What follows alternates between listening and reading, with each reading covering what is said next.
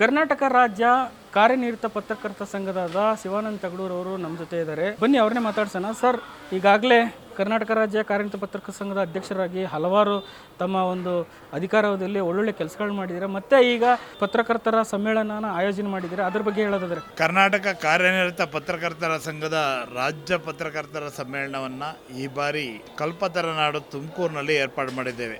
ಇದು 39ನೇ ರಾಜ್ಯ ಮಟ್ಟದ ಪತ್ರಕರ್ತರ ಸಮ್ಮೇಳನ.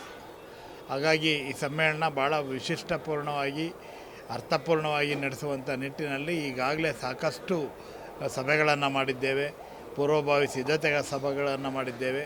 ಹಾಗಾಗಿ ಇದು ಅನೇಕ ಚಿಂತನ ಮಂಥನಗಳಿಗೆ ಕಾರಣ ಆಗುವಂಥ ವೇದಿಕೆ ಆಗಬೇಕು ಅನ್ನೋ ಕಾರಣದಲ್ಲಿ ಅನೇಕ ಹೊಸ ಹೊಸ ಆಲೋಚನೆಗಳನ್ನು ಇಟ್ಕೊಂಡು ಈ ಸಮ್ಮೇಳನವನ್ನು ಮಾಡ್ತಾಯಿದ್ದೀವಿ. 18ನೇ ತಾರೀಕು ಶನಿವಾರದ ದಿನ, ಇದೇ ತಿಂಗಳ 18ನೇ ತಾರೀಕು ಶನಿವಾರ ಮಾನ್ಯ ಮುಖ್ಯಮಂತ್ರಿಗಳು ಈ ಕಾರ್ಯಕ್ರಮವನ್ನು ಉದ್ಘಾಟನೆ ಮಾಡ್ತಾ ಇದ್ದಾರೆ.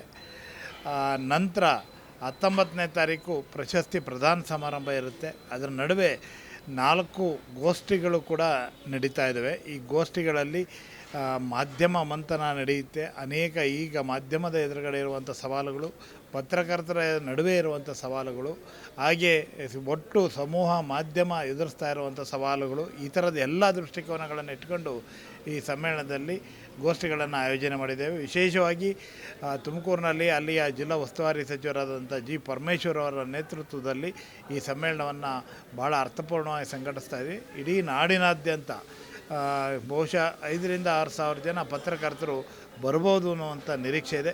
ಈಗಾಗಲೇ ನಮ್ಮಲ್ಲಿ ನೋಂದಣಿ ಮಾಡಿರುವವರ ಸಂಖ್ಯೆ 2,000ಕ್ಕೂ ಹೆಚ್ಚು ಜನ ಪತ್ರಕರ್ತರು ಸಮ್ಮೇಳನದಲ್ಲಿ 2 ದಿನ ಸಕ್ರಿಯವಾಗಿ ಭಾಗವಹಿಸ್ತೀವಿ ಅಂತೇಳಿ ನೋಂದಣಿ ಮಾಡಿದ್ದಾರೆ. ಹಾಗಾಗಿ ಈ ಸಮ್ಮೇಳನ ಎಲ್ಲ ಸಮ್ಮೇಳನಗಳಿಂದ ವಿಭಿನ್ನವಾಗಿ ನಡೆಯುತ್ತೆ. ಸರ್, ಎಲ್ಲ ಒಂದು ಕಡೆ ಈ ಪ್ರತಿ ವರ್ಷ ಸಮ್ಮೇಳನ ನಡೆಯುತ್ತೆ. ಆದರೆ ಇದು ಒಂಥರ ಕಾಟಾಚಾರಕ್ಕೆ ನಡೆಯುತ್ತೆ. ಇಲ್ಲಿ ಯಾವುದು ಪತ್ರಕರ್ತರ ಮೂಲಭೂತ ಸಮಸ್ಯೆಗಳು, ಉದಾಹರಣೆಗೆ ಬಸ್ ಪಾಸ್ ಆಗಿರ್ಬೋದು, ಕೊರೋನಾದಂಥ ಸಮಯದಲ್ಲಿ ನೀವು ತುಂಬ ಹಲವಾರು ಸಹಾಯ ಮಾಡಿದ್ದೀರಾ. ಆದರೂ ಕೂಡ ಇನ್ನೂ ಮೂಲಭೂತ ಸೌಕರ್ಯ ಮರೀಚಿಕೆಯಾಗಿದೆ. ಸರ್ಕಾರ ಗಮನ ಸೆಳೆಯುವ ನಿಟ್ಟಿನಲ್ಲಿ ವೇದಿಕೆ ಒಂದು ಮೂಲ ರೂಪ ಪಡ್ಕೊಳ್ಳುತ್ತಾ? ಖಂಡಿತವಾಗಿ ನಮ್ಮ ಸಮ್ಮೇಳನದ ಸಂದರ್ಭಗಳಲ್ಲಿ ಅನೇಕ ನಮ್ಮ ಪತ್ರಕರ್ತರ ಬೇಡಿಕೆಗಳನ್ನು ಸರ್ಕಾರದ ಎದುರುಗಡೆ, ಆಡಳಿತ ವರ್ಗದ ಎದುರುಗಡೆ ಇಡಲಿಕ್ಕೆ ಸಾಧ್ಯ ಆಗುತ್ತೆ. ಕಳೆದ ಬಾರಿ ದಾವಣಗೆರೆಯಲ್ಲಿ ನಡೆದಂಥ ರಾಜ್ಯ ಪತ್ರಕರ್ತರ ಸಮ್ಮೇಳನದಲ್ಲಿ ಮಾನ್ಯ ಮುಖ್ಯಮಂತ್ರಿಗಳು ಭಾಗವಹಿಸಿದರು. ಆ ಸಂದರ್ಭದಲ್ಲಿ ಬಸ್ ಪಾಸ್ ಬೇಡಿಕೆಯನ್ನು, ಗ್ರಾಮೀಣ ಭಾಗದ ಬಸ್ ಪಾಸ್ ಬೇಡಿಕೆಯನ್ನು ನಾವು ಇಟ್ಟಿದ್ವಿ. ಗ್ರಾಮೀಣ ಭಾಗದಲ್ಲಿ ಯಾರ್ಯಾರು ಕೆಲಸವನ್ನು ಮಾಡ್ತಾಯಿದ್ದಾರೆ ಪತ್ರಕರ್ತರು, ಅವರೆಲ್ಲರಿಗೆ ಉಚಿತವಾಗಿ ಪ್ರಯಾಣ ಮಾಡಲಿಕ್ಕೆ ಅವಕಾಶ ಮಾಡಿಕೊಡಬೇಕು ಅನ್ನೋದು ನಮ್ಮ ಬೇಡಿಕೆ. ಅದನ್ನು ಅಲ್ಲಿ ಸಮ್ಮೇಳನದಲ್ಲಿ ಮಾನ್ಯ ಮುಖ್ಯಮಂತ್ರಿಗಳು ಘೋಷಣೆ ಮಾಡಿದರು. ಅದಾದ ನಂತರ ಕೂಡಲೇ ಅವರ ಬಜೆಟ್ನಲ್ಲಿ ಅದನ್ನು ಸೇರ್ಪಡೆ ಮಾಡಿದರು. ಈಗ ಅದನ್ನು ಇಂಪ್ಲಿಮೆಂಟಿಗೆ ಕೊಡ್ತಾಯಿದ್ದಾರೆ. ಹೀಗೆ ಒಂದೊಂದು ಸಮ್ಮೇಳನದ ಸಂದರ್ಭದಲ್ಲಿ ಒಂದೊಂದು ಕೆಲಸಗಳು ಆಗ್ತಾ ಬಂದಿದ್ದಾವೆ.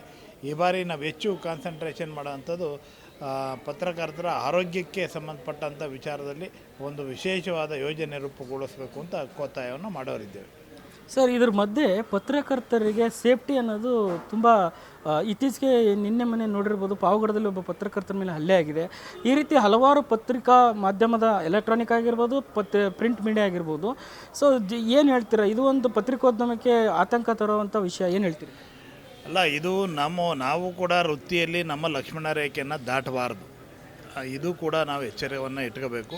ಅದರ ಆಚೆಗೂ ಹಲ್ಲೆಗಳು ಅಥವಾ ಮಗದೊಂದು ಆದಾಗ ಪೊಲೀಸ್ ಇಮ್ಮಿಡಿಯೇಟಾಗಿ ನಾವು ಅವರ ಗಮನವನ್ನು ಸೆಳೆಯುವಂಥ ಪ್ರಯತ್ನವನ್ನು ಮಾಡಿದ್ದೀವಿ. ಕೂಡಲೇ ಅವ್ರನ್ನ ಆರೋಪಿಗಳನ್ನು ಅರೆಸ್ಟ್ ಮಾಡಿಸುವಂಥ ಕೆಲಸಗಳನ್ನು, ಯಾವುದೇ ಪ್ರಕರಣ ಇರ್ಬೋದು, ಇದು ಒಂದು ಪ್ರಕರಣಕ್ಕೆ ಸೀಮಿತ ಅಲ್ಲ, ಎಲ್ಲ ಪ್ರಕರಣಗಳಲ್ಲೂ ಕೂಡ ನಾವು ಮಾನ್ಯ ಗೃಹ ಸಚಿವರನ್ನು ಭೇಟಿ ಮಾಡುವಂಥದ್ದು ಅಥವಾ ಮುಖ್ಯಮಂತ್ರಿಗಳನ್ನು ಭೇಟಿ ಮಾಡಿ ಆ ಮೂಲಕ ಒತ್ತಾಯವನ್ನು ಮಾಡಿ ಅವರಿಗೆ ಪತ್ರಕರ್ತರಿಗೆ ವಿಶೇಷವಾದ ರಕ್ಷಣೆಯನ್ನು ಕೊಡಬೇಕು ಅಂತೇಳಿ ನಾವು ಒತ್ತಾಯವನ್ನು ಮಾಡಿದ್ವಿ. ಒಂದು, ಸರ್ಕಾರ ರಕ್ಷಣೆ ಕೊಡುವಂಥದ್ದು ಆದ್ಯ ಕರ್ತವ್ಯ. ಆ ಭಯ ಕೂಡ ಇರಬೇಕು. ಯಾರು ಹಲ್ಲೆ ಮಾಡ್ತಾರೆ ಅಂಥವ್ರಿಗೆ ಆ ಭಯವನ್ನು ತರಿಸುವಂಥ ಕೆಲಸವನ್ನು ಕೂಡ ಸರ್ಕಾರ ಮಾಡಬೇಕು. ಮತ್ತೊಂದು ಕಡೆ ನಾವು ಕೂಡ ನಮ್ಮ ಸಂಹಿತೆಯನ್ನು ಕಾಪಾಡ್ಕೊಂಡು ಹೋಗುವಂಥ ಲಕ್ಷ್ಮಣ ರೇಖೆಯನ್ನು ದಾಟದ ಹಾಗೆ ನಾವು ವೃತ್ತಿ ಮಾಡುವಂಥದ್ದನ್ನು ಕೂಡ ಕಲಿಬೇಕು. ಅಲ್ಲ, ಈ ನಿಟ್ಟಿನಲ್ಲಿ ತಾವು ಸರ್ಕಾರಕ್ಕೆ ಇದನ್ನು ಒಂದು ಕಾನೂನು ಅಡಿಯಲ್ಲಿ ಪತ್ರಕರ್ತರಿಗೆ ಸುರಕ್ಷತೆ, ಆಮೇಲೆ ರಾಜಕಾರಣಿಗಳ ತಮ್ಮ ಹಿತಾಸಕ್ತಿಗೆ ಅವ್ರ ಬೆಳೆ ಬೇಯಿಸ್ಕೊಳ್ಳೋಕ್ಕೆ ಏನಾದರೂ ಅವ್ರ ಪರ ಮಾಡಿಲ್ಲ ಅಂದಾಗ ಈ ರೀತಿ ರೌಡಿಸಮ್ ಮಾಡೋದು, ಅವ್ರನ್ನ ದೈಹಿಕ ಹಲ್ಲೆ ಮಾಡೋದು, ಅದು ಒಂದು ಕುಟುಂಬ ಇರುತ್ತೆ, ಸಮಾಜ ಸ್ವಾಸ್ಥ್ಯ ಕಾಪಾಡುವಂಥ ನಿಟ್ಟಿನಲ್ಲಿ ತಾವು ಯಾಕೆ ಇದಕ್ಕೆ ಒಂದು ಕಾನೂನು ರೂಪಿಸಿ ಒಂದು ಕಠಿಣ ನಿಯಮ ತರಬಾರ್ದು? ಅಲ್ಲಲ್ಲ, ಈಗ ನಾನು ಆಗಲೇ ಹೇಳಿದೆ, ನಮ್ಮ ಲಕ್ಷ್ಮಣ ರೇಖೆಯನ್ನು ದಾಟಿ ಹೋಗುವಂಥ ಕೆಲಸವನ್ನು ತುಂಬ ಜನರು ಮಾಡ್ತಾಯಿದ್ದಾರೆ. ಅದು ಮಾಡಬಾರ್ದು. ಹೀಗೆ ಸಂಬಂಧಪಟ್ಟ ಹಾಗೆ ಬದ್ಧತೆಯಿಂದ ನಾವು ಕೆಲಸ ಮಾಡುವಂಥದ್ದು ನಾವು ಎಚ್ಚರಿಕೆಯನ್ನು ಇಟ್ಕೋಬೇಕು. ಆ ನಿಟ್ಟಿನಲ್ಲಿ ನಾವು ಸರ್ಕಾರದ ಮೇಲೆ ಪತ್ರಕರ್ತರಿಗೆ ರಕ್ಷಣೆಯನ್ನು ಕೊಡಬೇಕು ಅನ್ನುವಂಥ ನಿಟ್ಟಿನಲ್ಲಿ ಆಗಿಂದಾಗೆ ಒಕ್ಕೊತ್ತಾಯಗಳನ್ನು ಮಾಡ್ತಾ ಬಂದಿದ್ದೇವೆ.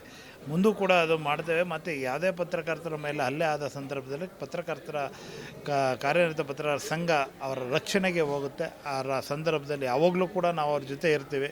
ಅವರ ಪತ್ರಕರ್ತರ ಮನೋಸ್ಥೈರ್ಯವನ್ನು ಕುಗ್ಗಿಸುವಂಥ ಕೆಲಸವನ್ನು ಯಾವುದೇ ವ್ಯಕ್ತಿಗಳು ಅಥವಾ ಯಾವುದೇ ದಂಧೆಕೋರರು ಮಾಡಿದರೆ ಅವರ ವಿರುದ್ಧನೇ ನಾವು ಸೆಟೆದು ನಿಲ್ತೀವಿ ಅಂತೇಳಿ ಹೇಳ್ಬೋದು. ಇದು ಪತ್ರಕರ್ತರ ಸಂಘದ ಅಧ್ಯಕ್ಷರಾದಂಥ ಶಿವಾನಂದ ತಗಡೂರು ಅವರ ಮಾತಾಗಿತ್ತು.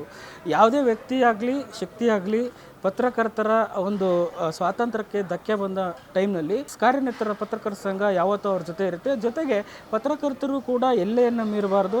ತಾವು ಹಾಕಿದ ಲಕ್ಷ್ಮಣ ರೇಖೆ ಅಂದರೆ ಪತ್ರಿಕೋದ್ಯಮದಲ್ಲಿ ಬರ್ತಕ್ಕಂಥ ವ್ಯಾಪ್ತಿಯನ್ನು ಮೀರಿ ವರ್ತನೆ ಮಾಡಬಾರ್ದು ಅನ್ನೋದು ಕಿವಿ ಮಾತನ್ನು ಕೂಡ ಶಿವಾನಂದ ತಗಡೂರು ಇದೇ ಸಂದರ್ಭದಲ್ಲಿ ಮಾಧ್ಯಮಕ್ಕೆ ತಿಳಿಸಿದರು. ಕ್ಯಾಮ್ರಾ ಪರ್ಸನ್ ವಿನೋದ್ ಜೊತೆ ಚಂದ್ರಶೇಖರ್ ಯಲಬರ್ತಿ, ಸಮಗ್ರ ನ್ಯೂಸ್, ಬೆಂಗಳೂರು.